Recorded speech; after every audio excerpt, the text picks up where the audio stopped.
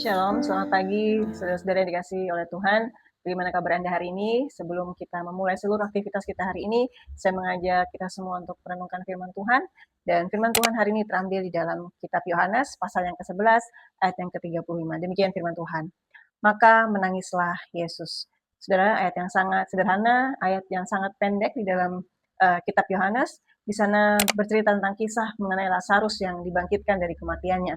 Saudara, ingatkah saudara kisah ini bagaimana Lazarus yang sudah mati, sudah dikuburkan selama 4 hari, kemudian Yesus datang untuk melakukan mujizat, yaitu membangkitkan Lazarus yang sudah mati. Waktu saya membaca ini, khususnya di ayat ke-35, di sana dikatakan bahwa Yesus menangis, saudara.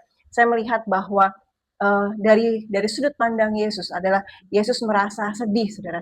Ia seperti merasakan apa yang Lazarus rasakan pada saat itu. Orang-orang mengira Yesus itu terlambat melakukan mujizat, saudara. Tapi di satu sisi, Yesus tahu benar bahwa itulah yang harus terjadi di dalam kehidupan Lazarus. Bahwa tujuannya adalah agar orang-orang di sekitar boleh melihat kemuliaan Tuhan dan mereka boleh percaya kepada Yesus, saudara. Apa yang dapat kita pelajari dari sini, saudara? Waktu saya merenungkan firman ini, saudara, saat kita sedang bergumul di dalam suatu masalah, di dalam suatu pergumulan, mungkin kita sedang menderita di dalam sakit penyakit atau apapun itu, saudara. Saat kita sudah berseru kepada Yesus, setiap hari kita datang kepada Yesus, namun kita tidak merasakan pertolongan Tuhan. Bukan berarti Tuhan tidak mendengar, bukan berarti Tuhan tidak peduli akan perasaan kita. Dia Allah yang Immanuel, Dia Allah yang selalu ada bersama dengan kita. Dia selalu menyertai kita dan Dia selalu mendengar setiap seruan doa kita. Tapi saudara, satu hal yang penting dan terutama bagi Yesus adalah, yang pertama adalah bagaimana hidup kita itu diubahkan. Bagaimana kita yang sedang mengalami masalah, yang sedang dalam pergumulan, mungkin yang sedang dalam sakit penyakit, itu kita dibentuk oleh Tuhan. Karena itulah yang terutama, saudara, menjadi pribadi yang serupa dengan Yesus. Dan tentu saja ini bukan buat kita, tapi agar kemuliaan Tuhan itu dinyatakan lewat kehidupan kita, saudara. Dia bukan tidak peduli dengan perasaan kita. Mungkin kalau saja Yesus bisa melakukan kehendaknya sendiri, saudara, mungkin Yesus bisa saja segera menolong kita. Dia Allah yang berdaulat, Dia dapat melakukan segala hal, saudara. Dia bisa saja menolong kita pada saat itu. Tapi tidak demikian dengan Allah. Waktu kita bukan waktu Tuhan. Waktu Tuhan bukan waktu kita. Dan kita percaya bahwa waktu Tuhan adalah waktu yang terbaik, saudara. Jadi kalau saudara yang sedang bergumul, mungkin sebulan, 2 bulan, 1 tahun, 2 tahun, atau bahkan sudah bertahun-tahun Anda mengalami masalah, dan Anda tetap terus berseru, tapi pertolongan Tuhan tidak kunjung datang, saudara. Bukan berarti Tuhan tuli, dan bukan berarti Tuhan tidak mendengar, bukan berarti Tuhan tidak mengerti perasaan kita, tidak. Tapi yang terpenting adalah kehendak Tuhan itu dinyatakan lewat kehidupan kita. Yang pertama, agar hidup kita ini dibentuk semakin serupa dengan Kristus, saudara. Fokus Tuhan adalah kemuliaan Tuhan. Itu dinyatakan lewat kehidupan kita. Supaya apa? Supaya orang bisa melihat kemuliaan Tuhan lewat hidup kita. Sehingga pada akhirnya orang-orang yang belum mengenal Tuhan, orang-orang yang belum percaya kepada Yesus, itu boleh percaya kepada Yesus lewat kehidupan kita. Jadi saudara, saya mengajak setiap kita yang mungkin saat ini sedang dalam pergumulan, doa kita tidak dijawab, belum dijawab oleh Tuhan. Mari kita ubah sudut pandang kita. Yang terpenting adalah kita dibentuk oleh Tuhan. Kita mau dibentuk semakin hari semakin serupa dengan Yesus, semakin dewasa di dalam Yesus.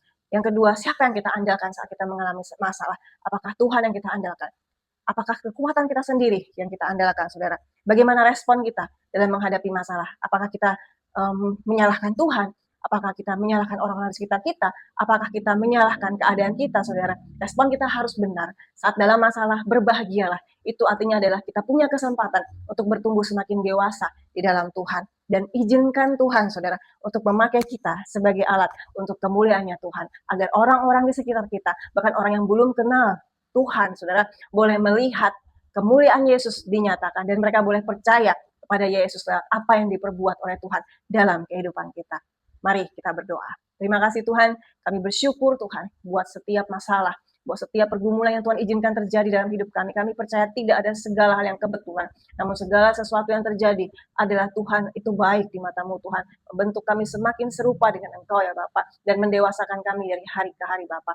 Mari Bapa, kuatkan setiap hati kami, teguhkan iman percaya kami, supaya semakin hari kami semakin bertumbuh di dalam iman dan keteguhan hati kepadamu Tuhan. Berkati anak-anak-Mu Tuhan yang hari ini Tuhan sedang menyaksikan video ini, kami percaya setiap pergumulan, permasalahan mereka, Engkau turut dan campur tangan, Engkau turut bekerja di dalam kehidupan mereka, dan tidak pernah sekalipun Tuhan meninggalkan kami semua ya Bapak. Kami bersyukur buat hari ini, kami sudah diberi kesempatan, nafas kehidupan sehari lagi, untuk kami menikmati berkat Tuhan di sepanjang hari ini, dan kami menyerahkan seluruh kehidupan kami di sepanjang hari ini Biarlah seluruh kehidupan, perbuatan, perkataan kami memuliakan nama Tuhan. Terpujilah namamu Tuhan, terpujilah namamu Yesus. Kami bersyukur di dalam nama Tuhan Yesus. Haleluya. Amin. Selamat pagi, selamat menjalani aktivitas di sepanjang hari ini. Jangan lupa untuk bergabung dalam testimoni besok, subscribe, dan share video ini bagi siapa saja yang membutuhkan Yesus. Tuhan Yesus memberkati.